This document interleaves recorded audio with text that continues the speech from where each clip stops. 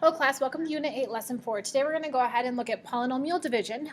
Today we're going to use synthetic division to divide polynomials. Yesterday we used long division. Synthetic division is quicker than long division. So our goal today is that we can divide a polynomial by x minus c using synthetic division to find the quotient and remainder. Then we're going to also evaluate p of c using synthetic division and the remainder theorem. And then finally we're going to write an equation of a polynomial equation given its zeros, degree, and or specified coefficient. So let's go ahead and look at synthetic division. It's a quick way to divide polynomials.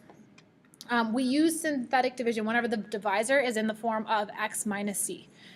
Basically, it has to be a 1 in front. Okay, we use it when it's 1x minus c. If you were to have a 2x minus c, you wouldn't use it. It's got to be a 1 here. Okay, so we go ahead and we say we're going to divide by x minus 2. So what we do is we actually find the 0. Okay, this is if I were to have it in factored form, this is one of my factored values. So what I do is I take x minus 2, set it equal to 0, and I get x is equal to 2. Then what we do is we take 2 over here, put it in a little box. Then we take our polynomial and we check like we do with long division to make sure that no variables are missing. So we have x to the third, x squared, 0x, and then plus 5. And then I write all of the coefficients, not the variables, out right here. So now I would have 2, negative 7, 0, 5. And I go ahead and draw myself a line. Then we go ahead and start dividing synthetically. The way we do this is we always take the first term and drop it down. So we get 2. Then we say 2 times 2 is 4, and then we add. You always add at this spot. So negative 7 plus 4 is negative 3. We multiply. 2 times negative 3 is negative 6. Once again, we're adding, so that gives me negative 6. Then I multiply. 2 times negative 6 is negative 12. And then we go ahead and add, which gives us negative 7. Okay. We go like this. Okay, this last number is always your remainder. This is your constant, x squared. So you always just count up from constant, x squared. If there's another one, it would be x to the third, x to the fourth, and you keep going. Okay, so there is my polynomial divided by x minus 2. So we need to write down what is our quotient. Okay, our quotient would be what is listed here. So q of x, my quotient is 2x squared minus 3x minus 6. Then we also need to write down what the remainder is. So r of x is equal to negative 7.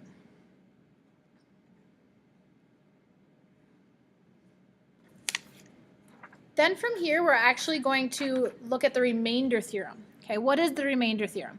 Well, what it is saying is if you take and plug in your 0, okay, or whatever value, it's technically not a 0, I guess, but it would only be a 0 if you plugged it in and got a remainder of 0. But one of our values that we plugged in, if you take and plug in your c value of 2 to your original function, so if I do p of 2, so if I do 2 to the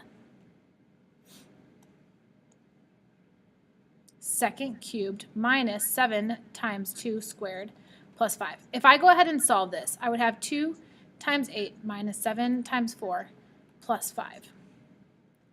This gives me 16 minus 28 plus 5. If I do that, I get negative 7. So what the remainder theorem is telling us, if you go ahead and you do long division or synthetic division, okay, and you get a remainder, when you plug in what you divided by, your divisor, into the polynomial, you should get out your remainder. See how these two are the same? So it's a good way to check to make sure you didn't make a mistake doing synthetic division. So, remainder theorem. If a polynomial p of x is divided by x minus c, if I set that equal to 0, I get x equals c. So if you take c and plug it in, you should get the remainder. So that's our remainder theorem. So our next example. Find the quotient and remainder when p of x is divided by x plus 2. So the first thing I got to do is I take x plus 2 and set it equal to 0. And I solve and I get x is equal to negative 2. Take and put negative 2 in my little box, and then I check all of my terms. I have x to the fifth, fourth, third, no second, so I plug in 0x squared. X to the first, none. Okay, so 5, 4, 3, 2, 1, none. So we're good. Write down all the coefficients. So I would have 3, 5, negative 4, 0.073. And then I go ahead and do long division. So I bring down the 3. Multiply 3 times -2, -6, add -1, multiply, add, multiply, add, multiply, add. Keep multiplying, keep adding. This gives me 2, 5. So my remainder in this case is 5. So I put this line here. So my remainder is 5. My constant or number without a variable is -1. Then I would have x squared, x to the third, x to the fourth. So find the quotient. My quotient for this one, 3x to the fourth minus x to the third minus 2x squared plus 4x minus 1. Then our remainder, r of x, is equal to 5. Now it says use the remainder theorem to find p of -2. Well, what should I get when I plug in -2?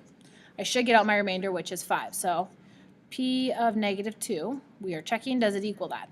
So what we're going to do is we're going to plug in -2 for all of those x's. The quickest way to check to make sure is I am actually going to just type it into my calculator. So what do we got here? We would have, actually my calculator is not working. So we would type it in. And when you type it in, you would type in 3, -2 to the 5th, plus 5, -2 to the 4th, minus 4, -2 to the 3rd, plus 7 times -2 plus 3. And if you go ahead and type in all of this, you do get out to the number 5. And it matches up with what this is here. So that is my remainder theorem. Next example. Same thing, use synthetic division and the remainder theorem to evaluate P of C. Okay, so this one is actually telling us what C is. Okay, so what was my original divisor if I wanted to put it in terms of variables? It would really be saying C equals, or I could have x equals 3. In order to move the 3 to the other side, I had x minus 3 equals 0. Okay, so this was 3, so I put 3 over here. Then I write down my coefficients. I check though, 4, 3, oh, there's no 3, so 0, x to the third. 4, 3, 2, 1, none. So I would have 2, 0, -15, -10, 5. Go ahead and bring down the 2. 3 times 2 is 6. I add them and I get 6.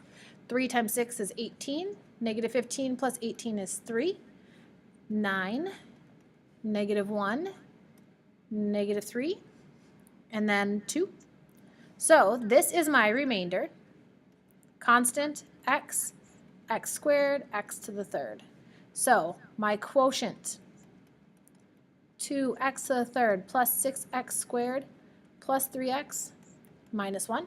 And my remainder is 2. So this would answer my question. And then if I said, show me using the remainder theorem that it works out. So I would plug in 2 to my original polynomial. So I would do P of 2, 2 to the 4th, sorry, 2 to the 2nd to the 4th,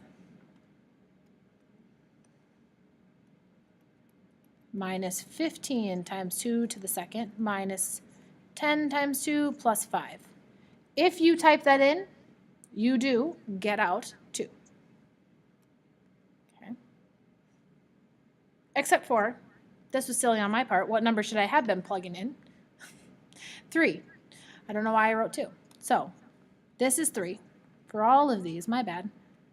And when you do plug them in, if you plug in 3 and type it all into your calculator, you will get a remainder of 2, which is the same here.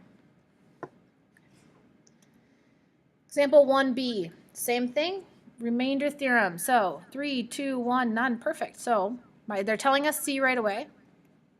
So I have 1, 5, 5, -2.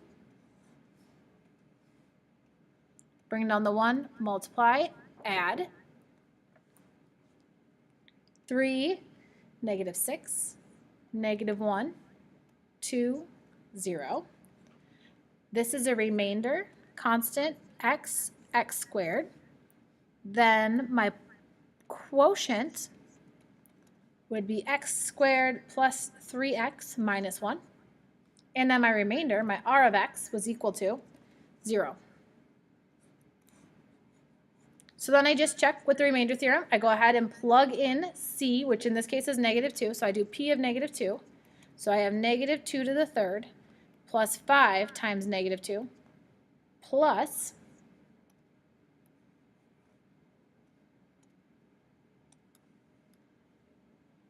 squared, -2 squared, plus 5 times -2 minus 2. So let's do this one out. So this is -2 to the third. So -2 times -2 times -2, -8. Plus -2 to the second is 4. 4 times 5 is 20. Minus 10 minus 2. So -8 plus 20 is 12. 12 minus 10 is 2. 2 minus 2 is 0. So my remainder theorem works out. And there it is. Okay. So that is synthetic division with our remainder theorem. Okay. Maybe a little quicker, maybe not. Maybe you prefer long division, but you should know how to do both. Then we're going to look at is the factor theorem. Okay. C is a 0 of p if and only if x minus c is a factor of p of x. Okay, so this is where I'm saying we were given c. And sometimes we started out with like x minus 2, and I said, well, in order to figure out what we put in our little box, we set it equal to 0. So we had x equals 2. So this c, if they tell you c, those are options to be zeros. And the way that they are zeros is if they were a part of the factors. So for example 2, it says find a polynomial of degree 4 that has zeros -3, 0, 1, 5. So in order to get an answer of -3, my polynomial, so p of x, had to equal, well, I have 4 zeros.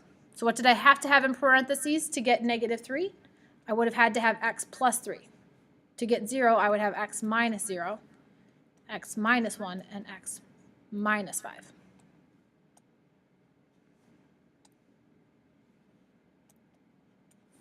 And just a reminder, like if I take this and set it equal to 0, like we do with our zeros, we would factor and then we'd set them equal, then we would get -3, which is what the answer, what the 0 is. Okay, so this is what this is saying. Now I'm going to simplify a little bit. Because I see x minus 0, anything minus 0 is just that number. So this is x. And when I ask you to come up with the polynomial, I don't want the factored form, which is what I have here. I want you to FOIL it all out. So what I'm going to do is I'm going to FOIL this piece. And I'm going to distribute this x last. So I'm going to multiply these two. So I would have x squared minus x plus 3x minus 3 times x minus 5. Then I go ahead and I'm going to have x squared plus 2x minus 3. And then I will have x minus 5. Then we have to multiply all of this times x minus 5. So I'm keeping this x in front. So I would have x squared, or sorry, x squared times x to the third minus 5x squared plus 2x squared minus 10x. Then I have to distribute my -3. So -3x plus 15. Okay. I made a mistake, didn't I? I didn't write it. This should be x squared. Now I just combine my like terms. So I have x cubed minus 3x squared minus 13x plus 15. And then my last step is to distribute the x to everyone. So I would have x to the fourth minus 3x cubed minus 13x squared plus 15x. So there is my polynomial, and I would just check, is it a degree 4? Yes, it is. Okay, so there's example 2. The next one, a little bit trickier. It says it's a degree 3 that has zeros 1, -2, and -1, and where the coefficient of x squared is 5. So we're going to come back to this piece, but let's start out with our zeros. Okay, so p of x is equal to, in order to get a 0 of 1, we had x minus 1. In order to get -2, we had x plus 2, and then I had x plus 1. Then I start FOILing. I'm going to do these two first. I would have x squared plus 2x minus x minus 2, x plus 1. So I have x squared, combining those two, plus x minus 2, x plus 1. Now I'm going to multiply and distribute all this, so I would have x to the third plus x squared plus x squared plus x minus 2x minus 2. Then I would combine my like terms. I have x to the third plus 2x squared plus, oh, I lied, minus x minus 2. All right, so I'm looking at it, and it says the coefficient of x squared is 5. So the number in front of my x squared has to be 5. So how would I get that? 2 times what gives me 5? Well, we don't like to write them as decimals, but 2 times 2.5, okay, would give me 5. Or what is 2.5 as a fraction? It is 5 over 2. So our actual p of x function, we have to go ahead and take everyone times 5 over 2. So if I distribute this, we would have 2/5 x cubed plus, I'm going to write it out, 5 halves times 2x squared minus 5 halves x minus 5 halves times 2. And when I simplify, do you guys see all these cancel? And these cancel? So I am left with 5 halves x to the third plus 5x squared minus 5 halves x minus 5. And then my polynomial has a coefficient of 5 in front of my x squared, so everything checks out. So that is my answer for example 3. Example 4. Okay, a little bit trickier. It says find a polynomial of degree 2. Okay, that's pretty easy. That has integer coefficients and zeros of 3 and 1/2. Okay, integers. They are positive and negative whole numbers. No fractions. Okay. So what I would have is I would say, okay, my 0 is 3. So when I write zeros, I would say x equals 3 and x equals 1/2. Okay, what did I have it if I wanted to set it equal to 0 in order to get an answer of 3? I would have x minus 3 equals 0. What would I have had in my factored form in parentheses to get an answer of 1/2? Here's how we handle it. We times both sides by 2. So I have 2x equals 1, and then I would minus 1. Do you agree if my factored form was 2x minus 1 and I said find the 0? You set it equal to 0, add 1, divide by 2, and I would get 1/2? Yes. So I would have this, and this is my zeros, so I put it into factored form. So it is x minus 3 and 2x minus 1. And then I just simplify from here by foiling and then combining my like terms. So that gives me 2x squared minus x minus 6x plus 3. 2x squared minus 7x plus 3. And I would just check, do I have integer coefficients? No fractions. Yes, we are good. So there's my example 4. Now, example 5. We are having 2 problems, and I give you the graph. Okay, so it tells you it's a degree 3. The biggest thing we need to do is we need to find the zeros. Okay, well, the zeros are where you cross your x-axis. So if I look, I have a 0 at 1. So x equals 1 is a 0.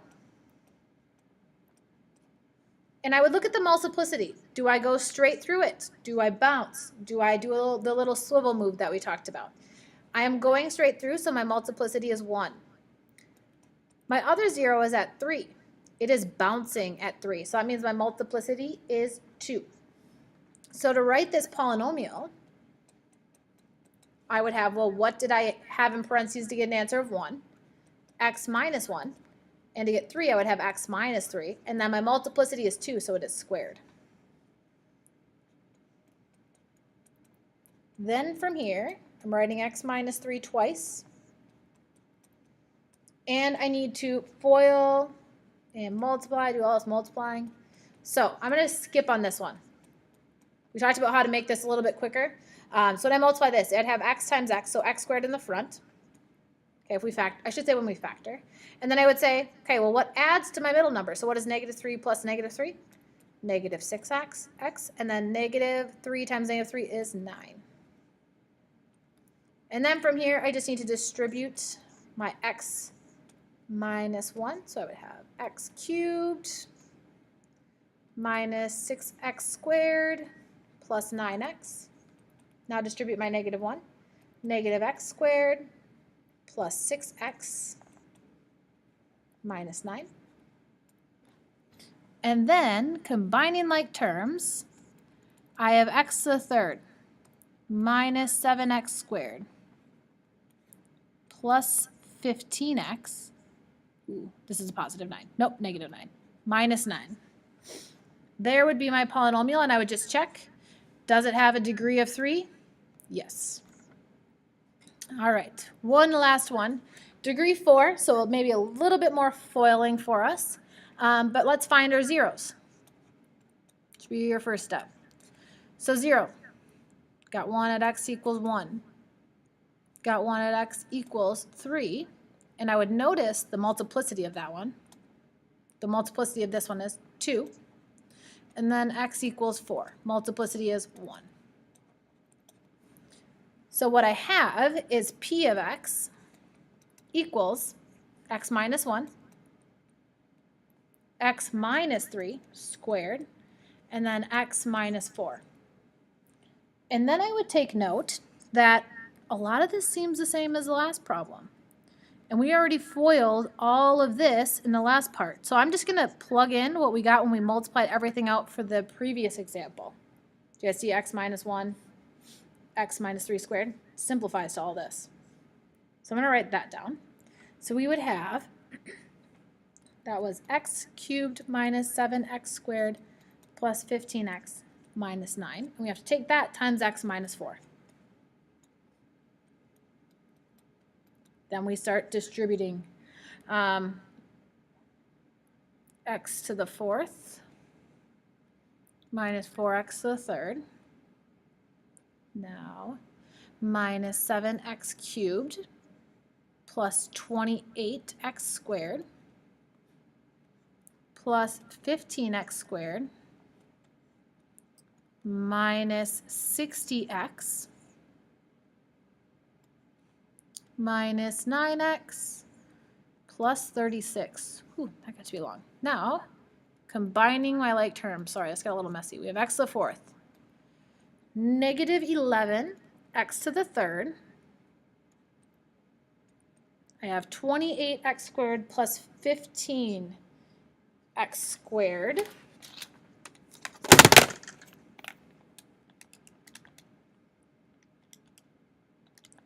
(43x squared) plus 43x squared.